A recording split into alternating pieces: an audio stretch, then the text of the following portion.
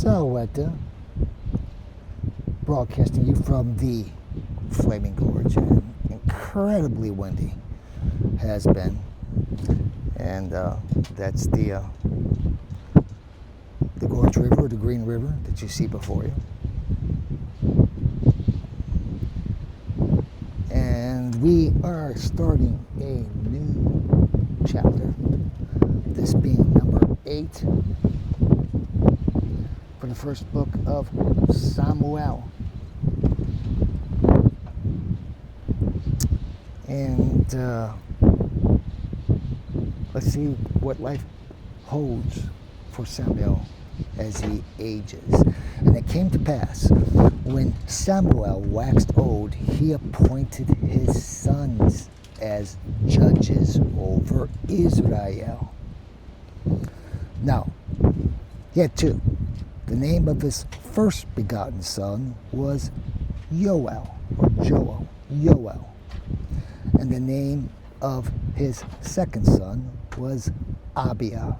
Ioel and Abia. Both were judges.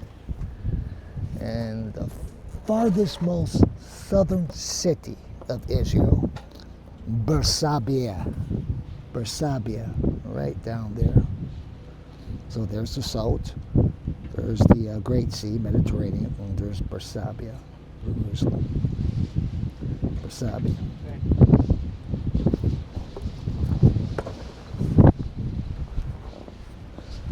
So, Ioel and Abia, appointed as judges by their father, residing out of Bersabee. And his sons, unfortunately, did not walk in his ways, in their father's ways, but they declined after avarice. They took bribes and they perverted judgment. How about that with these sons? It was the sons of previous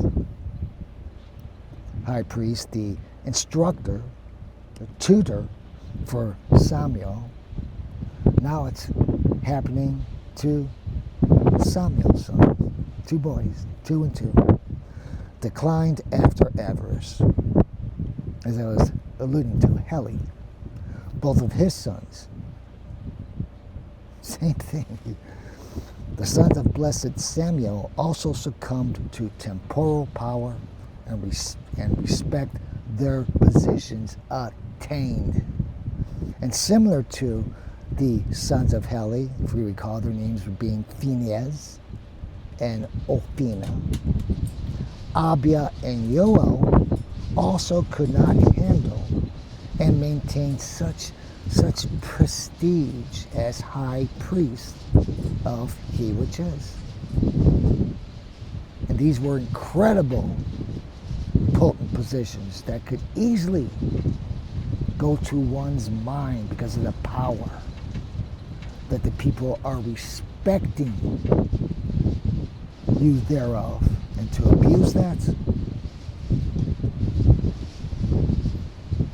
even with one generation, the descendants of Jacob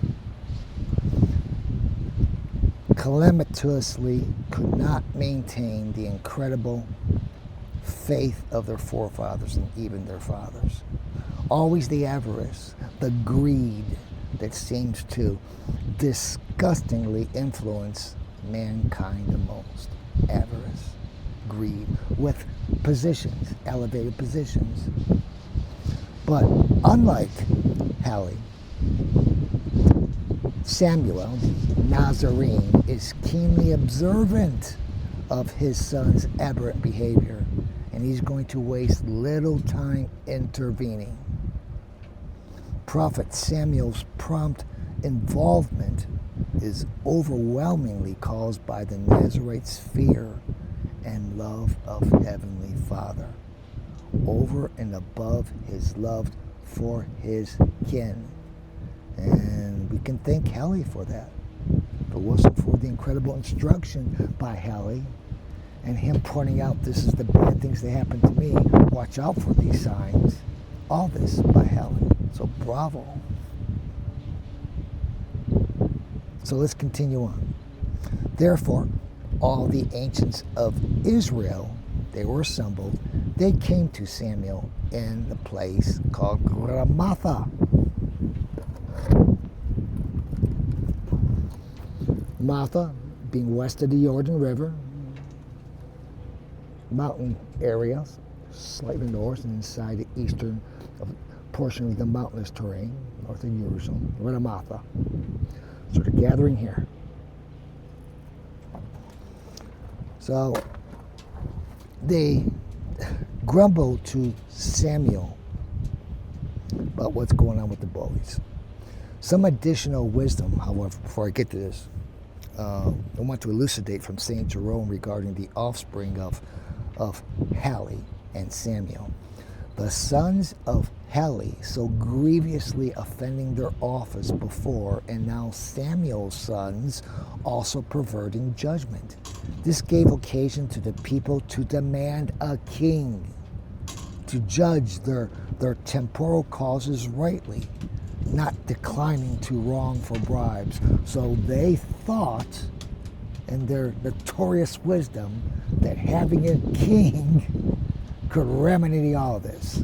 So in other words, the sins of mankind here in temporality, earth, can be remedied by bringing in another temporal band-aid, a king, mankind.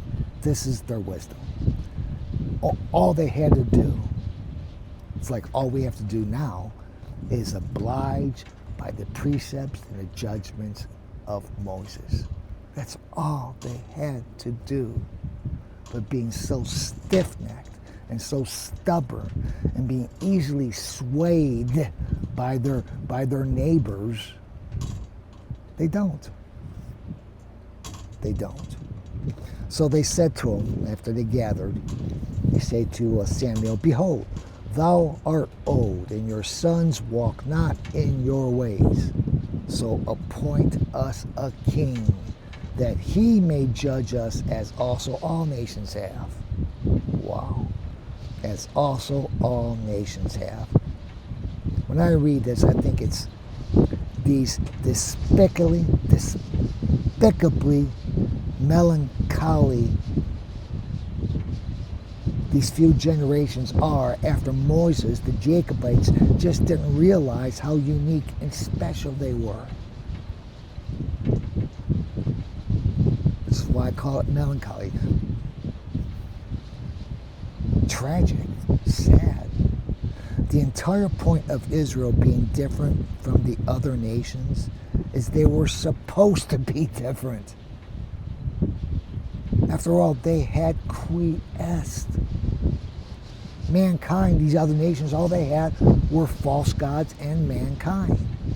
So they want to be like them? Israel, understand this, was the very first and the last nation on this planet to be completely formed and guided by quiesce, not mankind. No other nation on this planet has that prestige, has that honor. None. Yes, that includes North America, the United States. No, none of them. All are man-formed. The descendants of Jacob needed no earthly king. Why? Because they were already established with an incredible rulership by the laws of Moses, as well as the precepts of Yehoshua. They had everything already. Henceforth, he which is had already established the nation of Israel with the most divinely inspired, perfectly formed rulership mankind could ever experience. But being the stiff-necked people our forefathers were, they disregarded this for want of something else. They wanted to be like the other nations. Look, they have a king. Why can't we have one? Instead of saying, look, they have a king. Look at all the troubles they're going through. No, they have a king. Why can't we have one? after they said this, it was misliked in the eyes of Samuel, and rightly so, because they had said, give us a king that he may judge us. What a slap in the face. How horrendous to Heavenly Father. So Samuel prays to quiesce. We'll stop here when we next meet. We'll see what the answer is going to be. But here we go, going on a different path, away from God, still even further,